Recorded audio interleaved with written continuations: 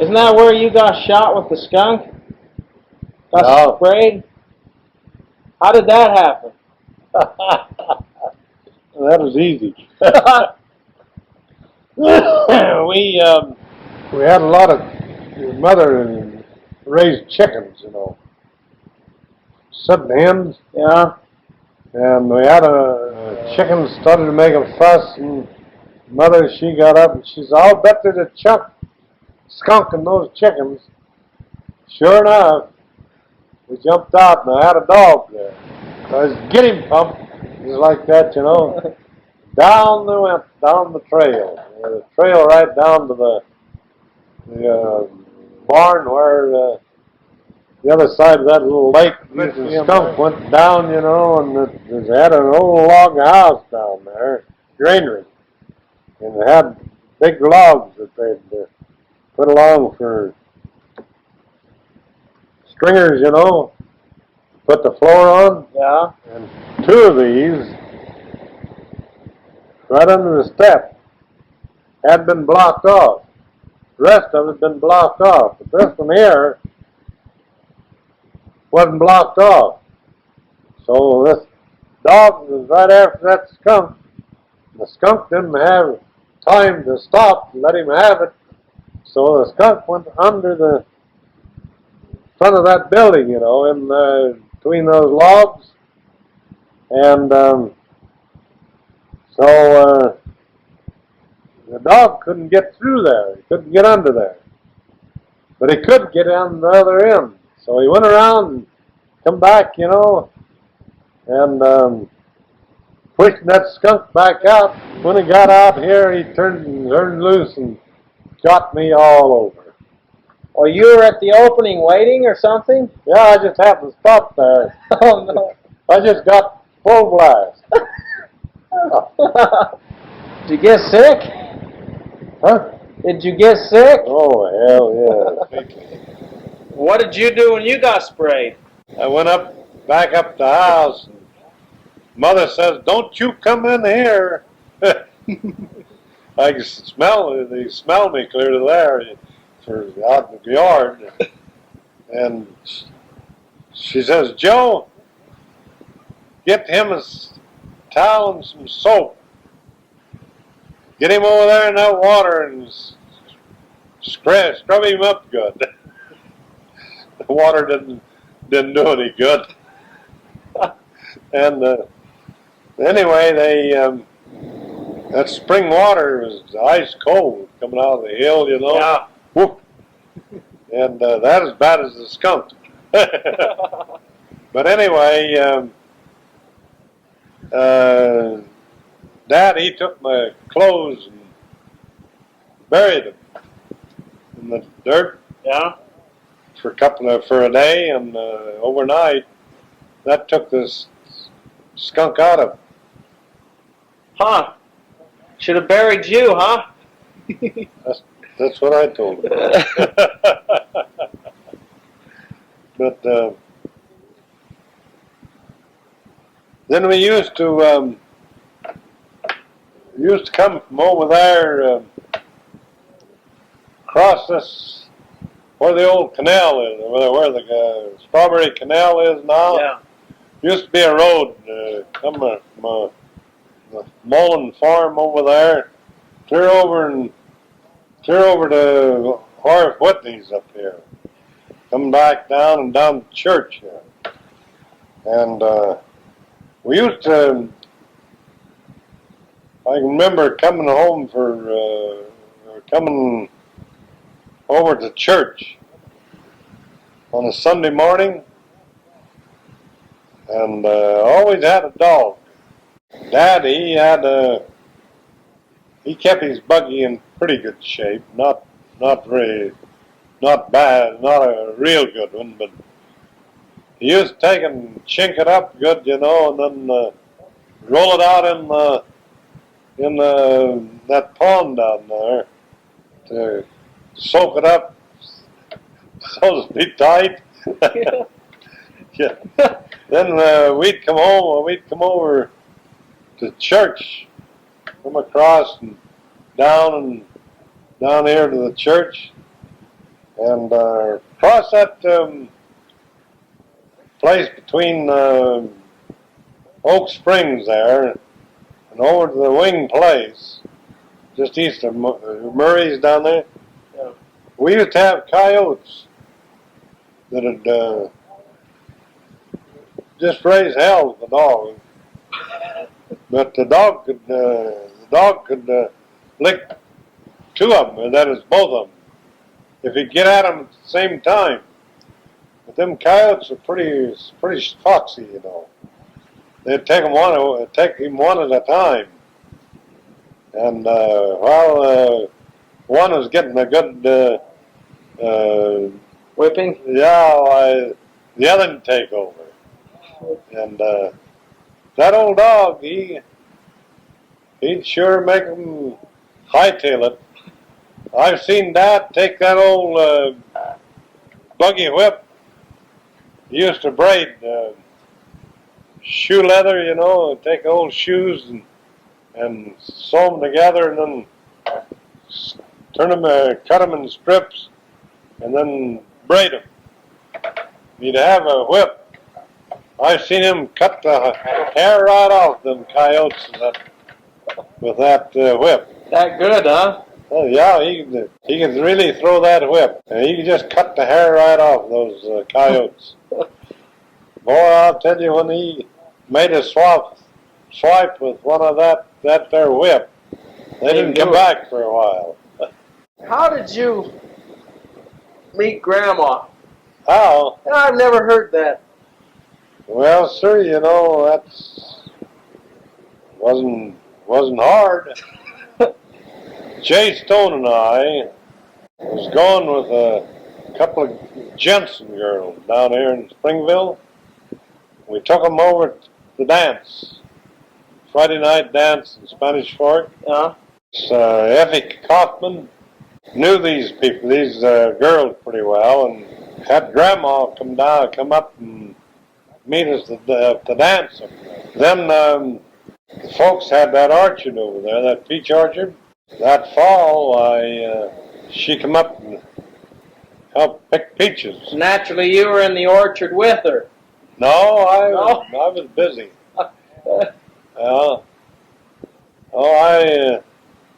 I didn't have time to mess around with any girls that time. Oh. How old were you then? 17. Oh, okay. 16 to 17. We was married when we was 17. You didn't waste time. No, well, I'm glad it took place. We got our family early in life, had a real good experience, married life. Well, where were you married at? Sitting County Building there in Provo. Then our symbolized in Salt Lake Temple years later. My bishop wouldn't give me a recommend. Why? I'm too tough. Too tough? What do you mean tough? Yeah, they said I hadn't paid any tithing, and I hadn't. He wouldn't give us a recommend for me, so we got married anyway.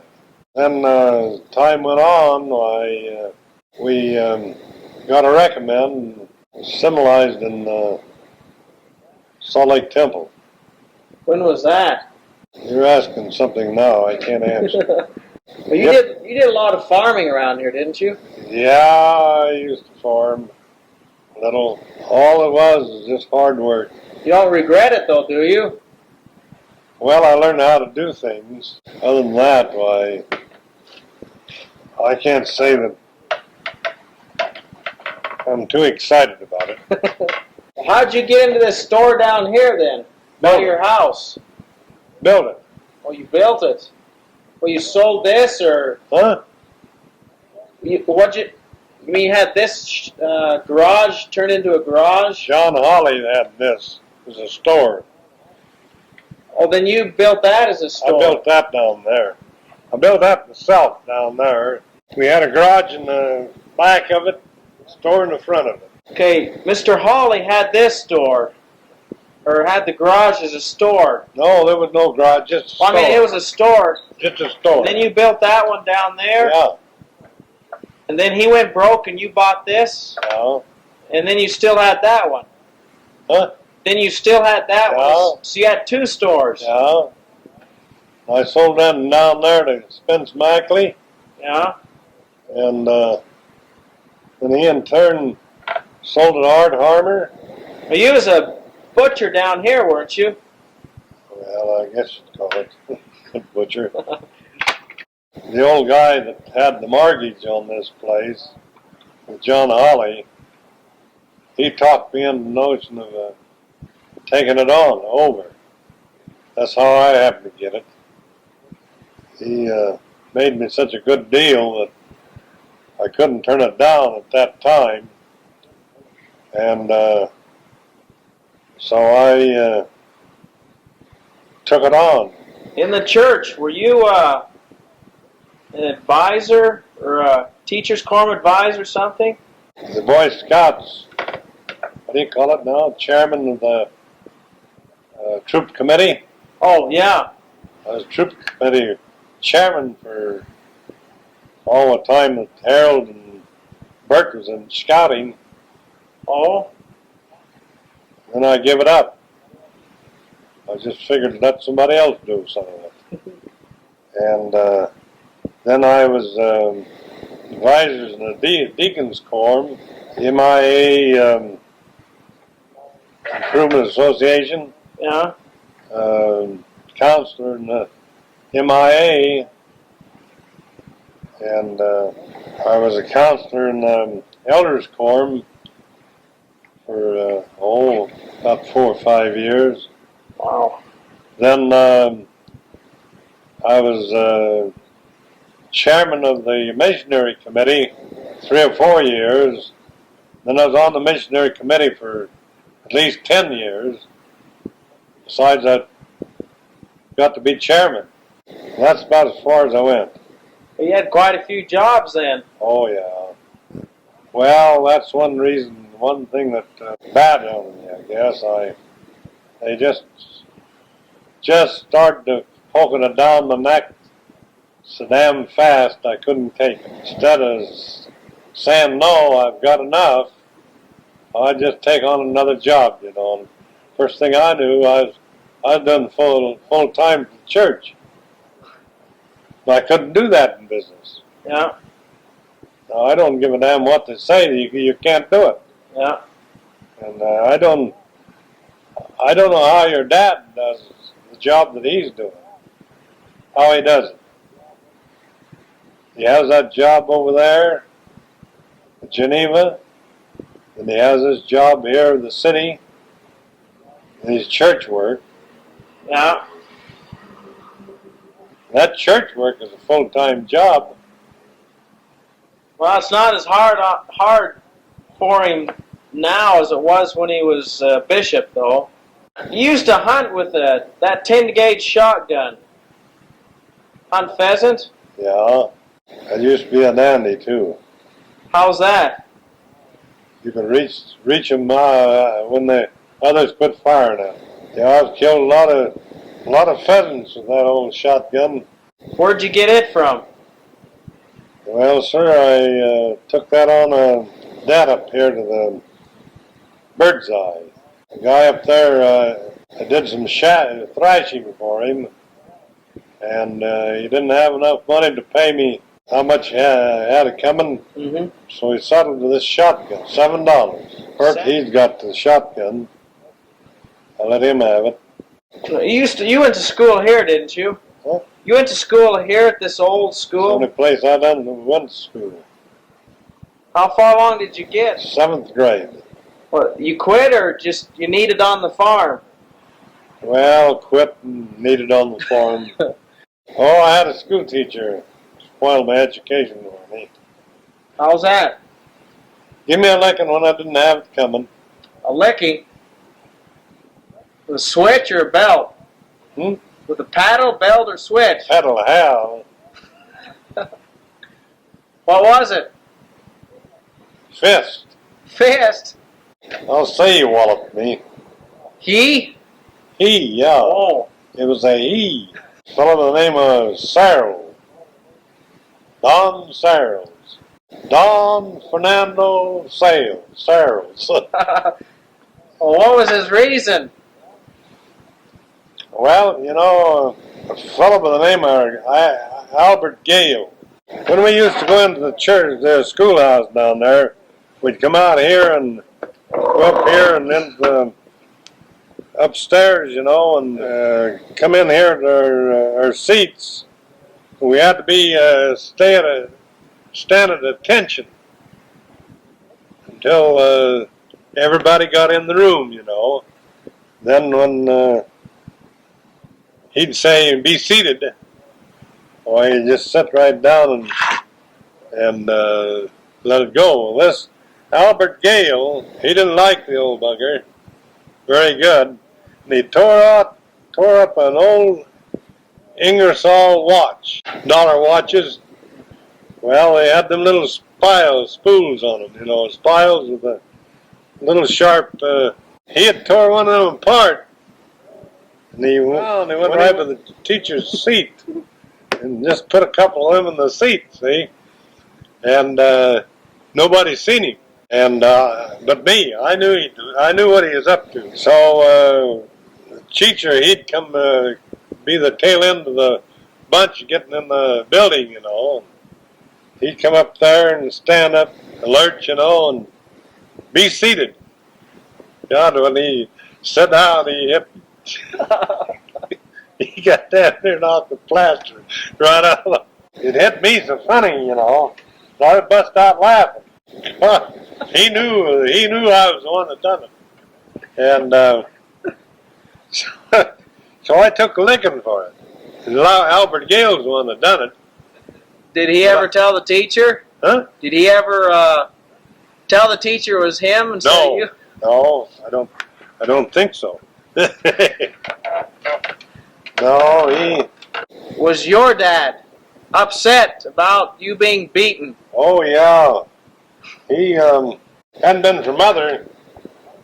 He'd went over and killed that old Fernand Searles, but Mother talked him out of it. I never seen my dad get mad very often. But boy, when he was.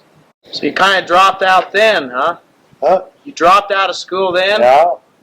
That's when I dropped out. About a year after we was married, Smart Whiting came with a truant office, make me go back to school. He didn't know that we had been married. Dad says to him, well, I don't think you can do much about it, he says. He's on his own now. He says he's a married man. So I didn't go back to school. I'd wished I had it done though for a long time. But I had a schooling of hard knocks. I didn't want any trouble. Only when I was forced to it. I'd never back up from it. Held your ground, huh? Yeah, they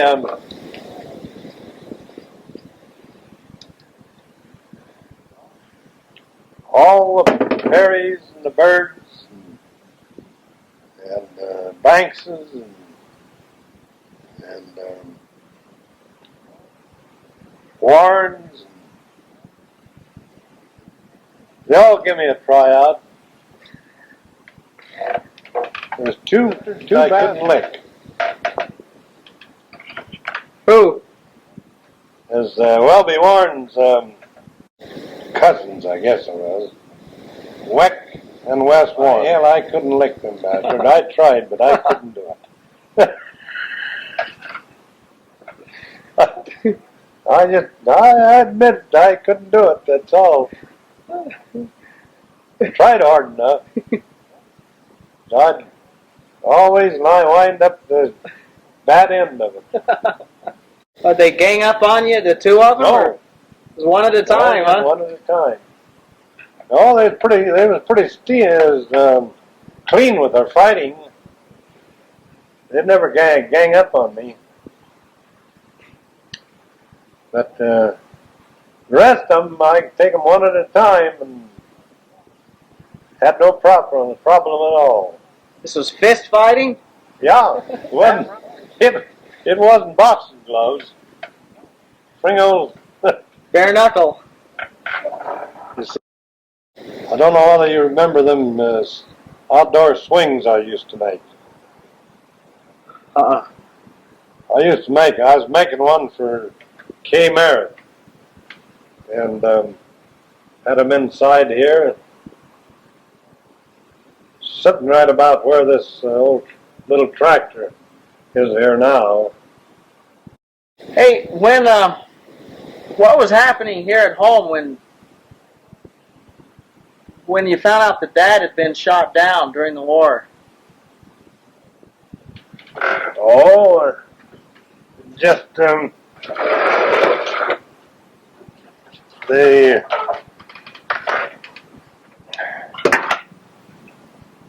telegraphed us that he'd been shot down over Germany and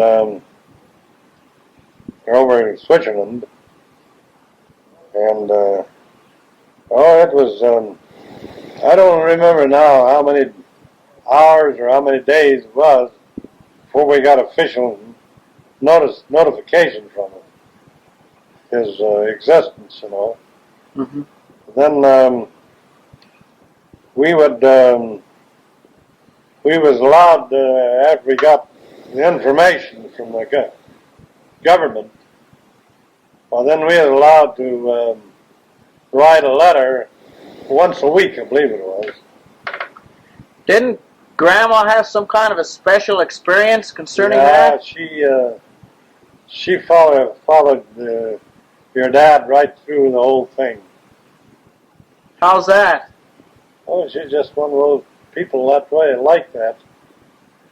She just has them, what do you call them, visions or whatever you want to call it. Yeah? She's the greatest thing for that you ever saw. She told us, she said, don't worry about Harold, he's all right. I seen him last night as plain as the day he left here. They're getting out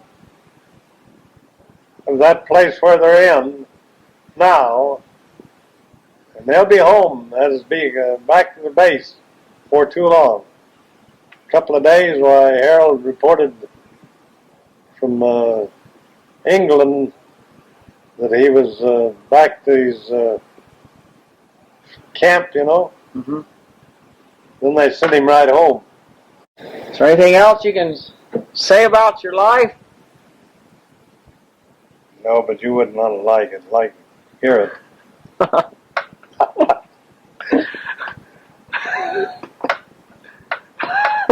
We have lived in every dump in Mapleton. Every dump? That's what you call them now, dumps. Yeah? We lived right out of here, about where, well, this side of where Welby Warren's barn is there now. Yeah? Right out there in an old place that, well, some people wouldn't keep their horses in. But it is a shelter, had an old log house, and then we lived over there, you know where Pereiro's place is? Well, remember that little old house that's set between his place and the Dave Fulmer place on the east side? We lived there. We also lived over there where Bernal Jensen lives now, where his home is. Then up here, well, right there where Herm Jensen's place is there, where Ghazi Birds built that home in there. We had an old home in there. We lived in there for a while, and up there on the corner there by K. Merritt's, or this side of Camerats. There was an old house there, and we lived there. That's where Melvina was born. And, yeah. Then we lived down here in this place down here where the cafe's at now. Yeah. That's when where your dad was born. There in that house down there. Then we moved up here, centralized here in Mapleton. Been here ever since. If you had one thing to tell, if you had one statement or thought or words of advice to give, like... I would advise them to just live a good, clean life. The rest of it will take care of itself. This town's changed quite a bit since you've been here, hasn't it? Huh? This town's really changed a lot since you've been here. You think so? I know. Yeah. I wonder. I can count every home. Yeah, I remember when we used to go fishing a lot. You know, at Strawberry. Get up early in the morning. I used to build a little fire in your camper out here. I used to hate getting up so early. them was the good old days. Yeah. Yeah, riding in your metal boat out here, your big one. Well, that really did a job. I remember when you built that. That was quite a boat. I got two of them out there. Yeah, I know. What inspired you to build that big one? Mostly is challenge to see whether I could do it or not. It's sure been dandy, you know. Yeah. Grandma, my mother, used to raise not chickens. I told you about that, and the skunk. Yeah. Well, she also had some geese. Got some a gander and two hens from somewhere, and they had them up there to that pond. Well, where the house sat, down to this barn down there, where I tell you the skunk went under, you know. There used to be a trail down there. Road goes down from the house, down to the barn. And these ducks and geese would be out on that pond, you know. And this time went on, my damned old gander, he got to where he was smart, you know, and feeling his oats. He'd come over, and when you'd be walking along like this, first thing you know, somebody have a nip at the seat of your pants. Yeah. And they got to where it's just beyond the nip. When they hit, you know, and give it a twist like that. Boy, it'd hurt. And so Dad says, why don't you get you a stick, he says. When he goes to do that, why, let him have it. I was okay. So we got the stick all right. I got a piece of I don't know, about so long, had a knot on the end of it. And I watched for that damn gander, and he come, I could see him coming, sided it like this, you know. Yeah. And I just took it like that, and hit him on the head, and killed him dead or dead. So we had gander for dinner the next day. What about that story when that rooster attacked Grandma and Mom grabbed hold of it? Oh, I don't know too much about that, but All I can tell you is what they say happened. Mama's grandma was going there to feed him, and this damned old rooster would jump on her back and back to her scratching, you know. And I don't know whether there's your mother, dad and mother's chickens, or whether there was grandma. Anyway, your mother went out with grandma to feed the chickens, and this old rooster jumped up on her back, and your mother just reached over and got him by the neck. That was the end of that. He had rooster for dinner, huh? Well, I sure got a kick out of that. I thought I'd die. Oh, your mother was excited. I guess so. She says, "Why, that old fool," she says, "he ought to know better than jump on Grandma's back."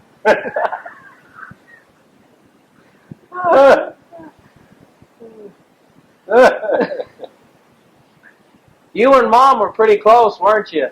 Huh? You and Mom were pretty close, weren't you? Yeah, your mother? My mom. Yeah. Yeah, you know, I had to be a dad to her when she got up here. Her dad was too far away. Yeah. I had to be a dad to her. I'm not regretted in the area, but I don't think she has. I don't think. She thinks a lot of you. Well, Dad mentioned once that you'd pay him 50 cents a day to work so he could earn money to buy his trombone. What kind of chores did you have him do to do that? Every kind. Your dad, he had to work for what he got. He worked. It wasn't just kid play, it was work. For instance? Oh, like hoeing weeds or baling hay, or any kind of work. He helped me put this whole front end of this shop up